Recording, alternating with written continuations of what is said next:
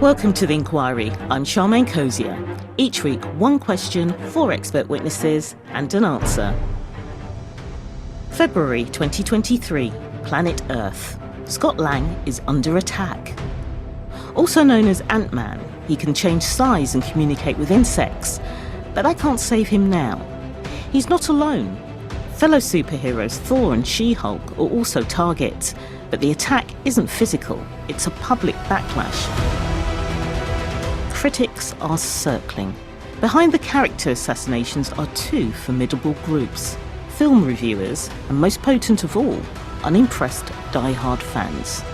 So this week we're asking, is it endgame for the Marvel Cinematic Universe? Part 1. It all starts with Superman. There's never a dull moment in a Marvel comic. There's always a sense of movement, of action, of forward momentum in the storytelling. My name is Matthew Smith, and I serve as the Dean of the College of Humanities and Behavioral Sciences at Radford University in Virginia. And you're also a comic book collector. This is true. So I have been collecting comics since the mid-1970s, and I own over 18,000 individual comic book magazines. The first superhero really is Superman, who debuts in 1938. He's a creation of two young boys from Cleveland, Ohio, named Jerry Siegel and Joe Shuster. Their new comic strip character is rejected by numerous newspapers before his first appearance in a new DC Action Comics publication. Superman became a phenomenon that inspired the creation of many, many more superheroes, both by the parent company DC and by a slew of imitators who wanted to cash in on the craze that went along with superheroes. They included a publisher of cheap fiction magazines called Martin Goodman. He launched a publication called Marvel Comics, which debuted in the fall of 1939 and introduced two really anti-hero characters. One was called the Human Torch by Carl Burroughs, and the other was the Submariner by Bill Everett. And very shortly after that, the creation of Captain America, which was really the breakthrough character for Marvel, are part of that early saga. The creative duo of Jack Kirby and Stan Lee unleashed the Fantastic Four, the Incredible Hulk, the X-Men, and Daredevil. You have Stan collaborating with artist Steve Ditko to create Spider-Man, who becomes really emblematic of the challenges of teenage, coming-of-age stories. It's really a 3-year span from 61 to 64, where most of the characters that you would recognize as belonging to the Marvel's properties really make a very dramatic debut.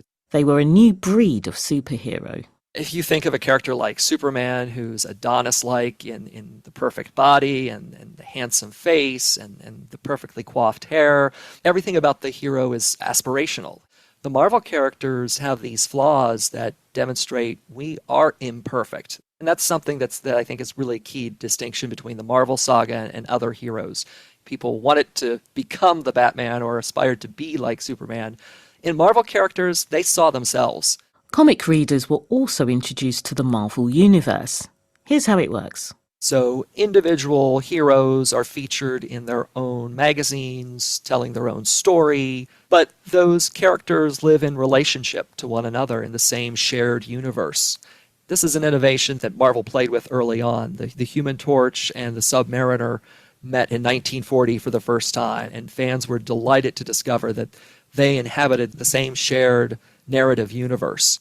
In 1963, Iron Man, Hulk, Thor, Ant-Man and the Wasp team up for the first time in the Avengers comic book, but Stan Lee had bigger plans to expand the universe. In fact, Stan moves to California in the 1970s from his native New York so that he can be better poised to network with Hollywood execs and get them to pay attention to the possibilities of Marvel, to get them to adapt those properties to television and film. Before it was able to self-finance its productions, Marvel sold or licensed some iconic character rights to studios as part of those adaptation deals. By then, Marvel was more popular than DC. Expectations were high, but the move to TV was far from marvellous. I think where the disconnect happened was that the people who were translating Marvel characters really didn't understand the qualities that made a Marvel superhero different from any other superhero. If you look at the 1970s attempt to adapt Spider-Man, one of the key flaws was Spider-Man doesn't talk. When actor Nicholas Hammond is in the spider suit, he's all but silent. And if you read a Marvel comic, Spider-Man never stops talking. He's constantly quipping. He's disorienting his foes by making fun of them. He's a stand-up comedian in a costume. And if you take that away, you lose part of the charm of who Spider-Man is. Fast forward to now, Marvel Comics is still creating fresh superheroes, villains, and attracting legions of new fans online. My son is also a comics fan. He's 20 years old, and I will take him to the comic shop with me, and I will buy 3 comics, and he will go, "Those are nice covers. I'm going to go home and read them digitally." Now, that has a distinct advantage because he doesn't have to move 18,000 comics anytime he goes somewhere.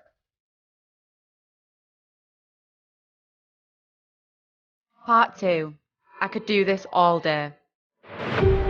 MCU stands for Marvel Cinematic Universe, the name of the entire franchise that encompasses the 32 motion pictures made by Marvel Studios that all share a continuity with one another. My name is Lisa Lehman, and I am a writer and film critic for a variety of websites on the internet, including The Spool, Collider, and Looper. She remembers a time before Marvel landed at the box office. Superhero movies usually functioned as very standalone movies that didn't connect to each other. Marvel's magic may have been lost on the small screen, but it's been a different story on the big one. It licensed out its vampire hunter character Blade for a successful 1998 movie. 10 years later, Marvel Studios released its first box office blockbuster, Iron Man. Lisa was there for the opening weekend. I definitely felt, oh, this is something new because of the way it has more humor, the way it actually tackles specific socio-political matters related to the modern world, instead of being rooted in fantasy or a fictional city like Gotham or Metropolis. Now it's like talking about the Iraq War, there's an older superhero.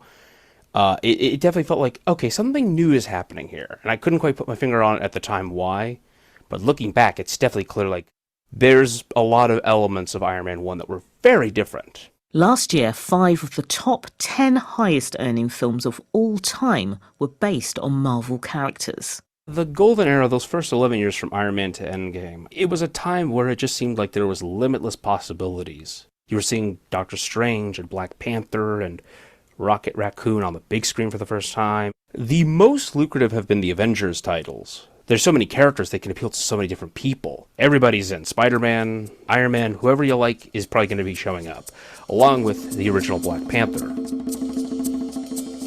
Black Panther was created in the 1960s. The 2018 film made more than $1 billion worldwide, making it the most successful superhero movie ever at that time. Marvel Studios, for a long time, was not great with diversity in terms of racial representation, and there's still a lot of shortcomings to this day.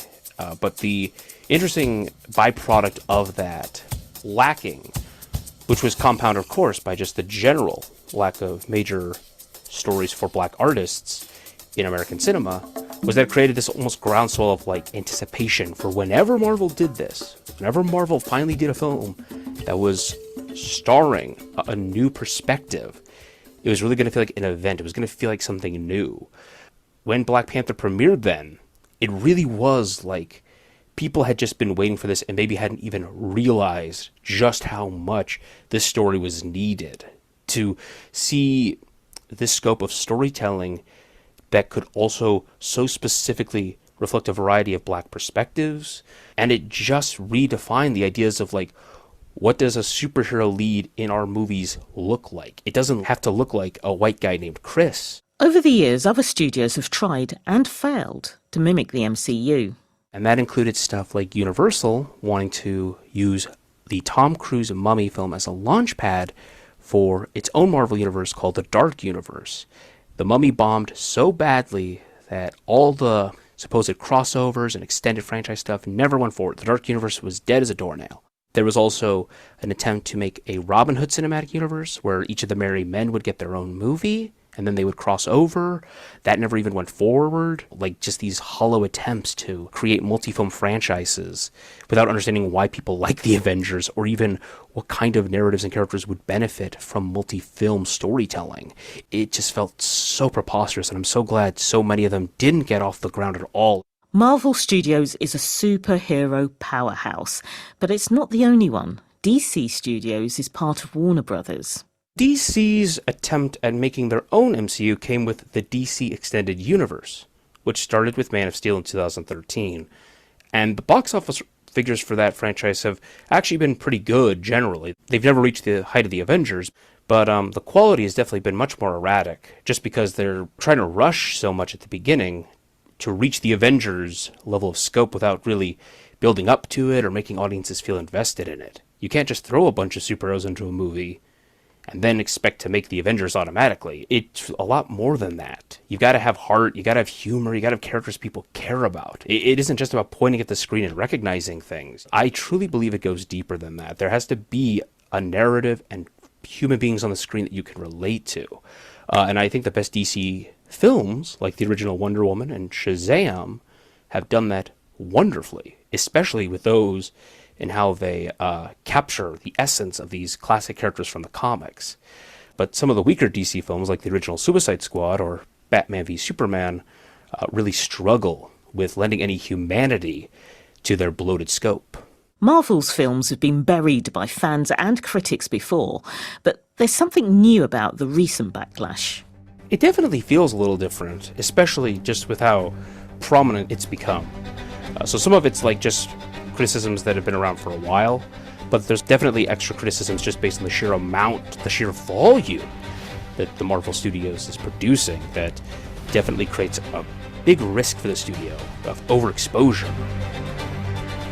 It's like Marvel's now learning the lesson that DC has had to learn in the last few years, which is like you can't just throw a bunch of superheroes in a movie and it'll become instantly an audience favorite. You've got to have something deeper going on.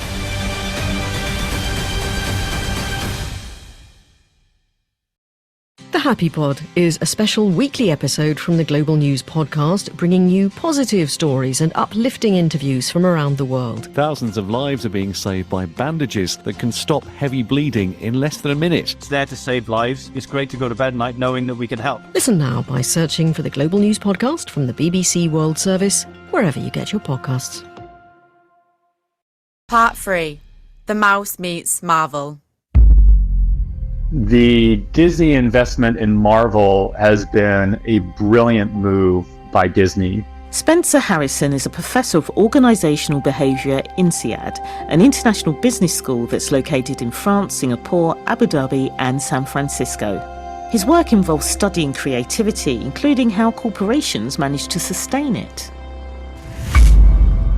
And we decided it would be really fun to compare the 35 highest grossing film franchises and see if we could spot some trends. We took every single one of the Marvel movies, we watched them, we did analyses of the scripts and compared the scripts to each other. The research team also examined changes in production crews to try and work out what makes Marvel stand out. One of the striking statistics that we found is that the average director for the first 21 movies of the Marvel Cinematic Universe was given a budget of $180 million. But the budget of the movie that they had filmed just before entering Marvel Studios was usually around $27 million. So unlike other franchises, it didn't seek out blockbuster directors to make blockbuster movies. And part of Marvel's formula at that point was, let's bring in people that are genre specialists. Maybe they do really well with Shakespeare or horror or a buddy cop comedy, have them bring that sort of story sensitivity to what we're doing in the superhero world, and that's what's going to make a really interesting movie. In 2009, the Walt Disney Company bought Marvel Entertainment for $4 billion US. Marvel has generated over $30 billion in revenue just in the films alone, and that's not counting how much it's been able to aid the Disney Plus business in terms of bringing subscribers. So Marvel has been an incredible investment for Disney. And I think it's also helped Disney because it burnishes Disney's reputation of being really creative with intellectual property. Disney has built a global empire on its ability to rework classic tales. And if you think about Snow White or Cinderella, these are stories that have existed for a long time in our folklore. And what they did then is they gave a new spin to those stories so that we could see them as a modern audience in a different way. And the same sort of holds true with what they did with Marvel Studios. In 2019, the subscription streaming service Disney Plus arrived. It has exclusive TV shows and movies from Star Wars and Pixar, amongst others. It launched a few months before the COVID-19 pandemic. Then, lockdown streaming surged. So, number one, it created pressure to generate more content more quickly. And I think that led to Marvel doing some things that probably weren't at the level of quality with the level of oversight that they would have been able to do when they were just focusing on films. Plots became patchy. If you think about the Disney Plus properties, I think that they struggled with The Falcon and the Winter Soldier, where that was sort of set up to introduce this new character that was going to take on the mantle of Captain America, and then that was going to set up the film. And unfortunately, the storyline just didn't fit together in the same way that you had come to expect from Marvel. It wasn't supposed to be a buddy cop comedy between the Falcon and the Winter Soldier, or is it more Bourne/terrorist movie where you're looking at this sort of international drama? And they just weren't able to get the tone right in that, in part, I think, because they were just pushing themselves so fast to get that out. More content and less time to make it threatens creativity. In order to keep up, there's less appetite to bring in new directors or writers. What that leads to then is you get some of their products that feel sort of like, oh, I've seen this again, and the creativity is not as high, and it doesn't match the expectations that you have for a typical Marvel output. By now you might be wondering what Marvel gets from the Disney deal. I think what Disney Plus has allowed Marvel to do is that it's allowed it to be innovative in how it tells some of the stories that probably wouldn't fit well in a movie format either. So some of the most innovative things that Marvel has done on Disney Plus would be something like WandaVision, where they're able to sort of combine famous old stylings from sitcoms with this modern story about grief and overcoming grief over the course of several episodes, the way that you would expect to see them in a serial TV show. But the thread through those episodes is it's sort of mounting curiosity around what's actually happening with these characters and why are we watching them in these episodes. It also means Marvel can test drive characters and collaborations on TV to assess how they might work as movies. So I think what we've seen is with Disney Plus, with the pandemic, with Disney really trying to monetize Marvel, I think we've sort of seen what the upper bound is in terms of the rate at which they can produce new products. And I think they're going to be backing off those. And then it's always going to be this tension of how much do we back off to get the quality we want while still getting the output we need to meet what our shareholders want from us. Part 4. Phase Infinity. There's just so much content coming out that a lot of people are a little bit done with the MCU. Jonathan Sim is an online film journalist. He's also a movie critic with ComingSoon.net. It's a little bit hard to keep up, and so I understand why people are kind of falling off of the train a little bit, because it keeps going and going. For some people, it might be going a little too fast for them. Marvel divides its production releases into phases. They end when a story arc concludes with an Avengers film. Phase 1 began in 2008, had 6 movies, and ran until 2012. Phase 4 went from 2021 to 2022. And in that time, they released over double the amount of content that was released in Phase 1. There's almost a new piece of MCU content coming out every single month. Unsurprisingly, a rapid supply of superheroes and villains isn't a problem for diehards like Jonathan. For a Marvel superfan like me, I wasn't complaining about all of that. But I feel like once the quality begins to decrease, then that's something that they need to address. More projects and not enough time is stretching post-production professionals to the limit. The fallout from that is clear to see. Thor: Love and Thunder and She-Hulk: Attorney at Law, people have pointed to both of these MCU projects in particular as having very weak visual effects.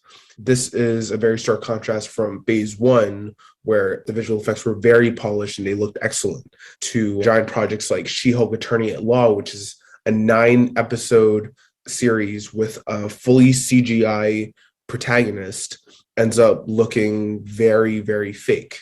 Marvel has a global army of lifelong fans. They can make or break a movie. There isn't that much urgency to watch a lot of their films. Ant-Man and the Wasp: Quantumania didn't really do that well at the box office, partially because of the poor word of mouth that surrounded it. It also needs to recruit a new generation who have other media competing for their attention. It's a tricky balancing act. With the introduction of young superheroes in Hawkeye and in Miss Marvel, there are a lot of very young Avengers. And I think that's part of their attempt to appeal to a younger audience in later years, while also maintaining the older audience that's grown up with the MCU and is excited to see more of them. But film types fall out of fashion. Not even Marvel movies are immune to that. The MCU really started out this hype for superhero films. In 2008, we didn't just have Iron Man. We had Iron Man, Dark Knight, Incredible Hulk come out all in the same year, which is kind of incredible. There could be a shift away from superhero movies because there's always the chance that some other type of genre is going to become more popular over the next couple decades. Last year, DC Studios gained a significant executive.